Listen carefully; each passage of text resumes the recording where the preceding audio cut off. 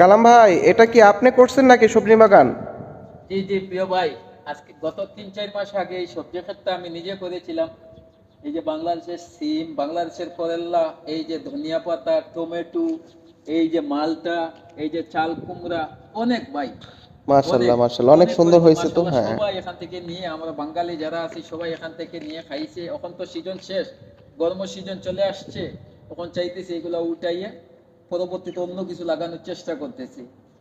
আচ্ছা আচ্ছা। এই যে টমেটোর গুলো তো হয়েছে অনেক সুন্দর ভাই দেখা যাচ্ছে। মাশাআল্লাহ অনেক এই যে সুন্দর সুন্দর হয়েছে, সুন্দর অনেক টমেটোর, অনেক হ্যাঁ, অনেক ভালো টমেটো হয়েছে রয়েছে, হ্যাঁ, আলহামদুলিল্লাহ অনেক। এই দেখেন চাল অনেক সুন্দর কুমড়া, হয়েছে। এই যে দেখেন কত বড় বড় চাল কুমড়া ধরেছে, দেখছেন? সবাই নিয়ে খাইছে, মাশাল্লাহ সবাই মাশাল্লাহ, সবাই ফ্রেন্ড লিস্টে যারা আছে সবাই সবাই পানি দিতেছে, অনেক সবাই সুন্দর তো, যত্ন করতেছে।